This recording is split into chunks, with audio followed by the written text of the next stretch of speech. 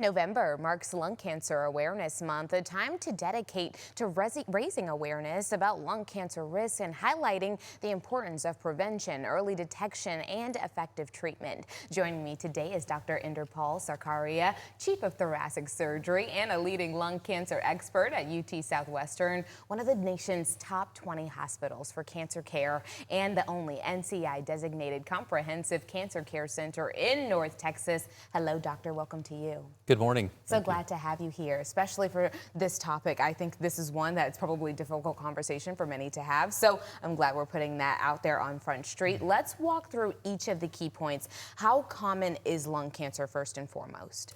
Well, other than skin cancer, lung cancer is actually the most common cancer in the United States for men and women combined. Wow. Unfortunately, it's also the number one reason for lung cancer-related deaths, about 20%. That's why it's so important to understand we do have ways of identifying lung cancer, screening. It's by CAT scan. It is a specialized x-ray that can find suspicious nodules. There are different guidelines as to who should get screened. Right.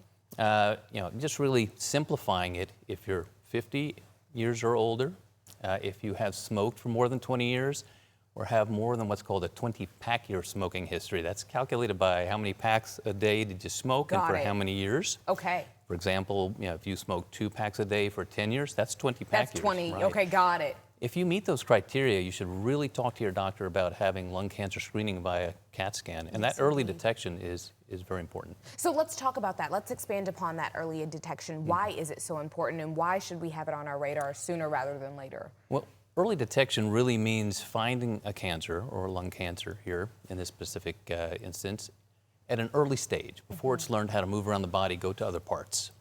That's really critical for lung cancer survival. Ideally, we find these when they're very small, when they're early, and they can be potentially even cured, most commonly by surgery to remove it, but many other means. And that is important to understand, because when we find these early and we can intervene early, it can double, triple the survival from lung cancer. Very good. And unfortunately, we don't utilize lung cancer screening as much as we should. It's only about 18% of eligible people. I don't think we talk about it enough, honestly, because before this conversation, I was like, lung cancer screening. You hear about all these other types of screenings, but this is not one that comes to the top of the list, and it should be, because you just said, it's the second leading cause. So my goodness, you just said you're a thoracic surgeon. So at what point in the journey do we get to the point where we see a doctor like you? At UT Southwestern, Simmons Cancer Center, and other similar institutions, you may see a thoracic surgeon very early in the process, or some lung nodule specialist. That's the key to start the coordination of care and to start the evaluation of a suspicious nodule. We have a number of thoracic surgeons in our group who see people all around the DFW region for that access to care, which is so important. Regardless, it's also important to understand whatever means you come into the system with a nodule to be evaluated, and we have a dedicated team that brings people in. We bring together a team of specialists, and it's very important because some of these are more complicated than other situations to deal with, and getting a radiation oncologist, medical oncologist, thoracic surgeons, radiologists, all the specialists that come to bear for lung cancer. And getting that collective wisdom together to really come up with the best treatment plan for any individual is really critical to the success of that care. For you to put this in perspective and name out even just all the specialists that are needed for something like this, it really does put in perspective for all of us, like, okay, we need to be thinking about that early detection. If someone has a lung nodule and they're already in the process and they're already on this journey, what is something they should do? Well, first of all, we don't want to sort of incite widespread panic. Every lung nodule does not equal cancer.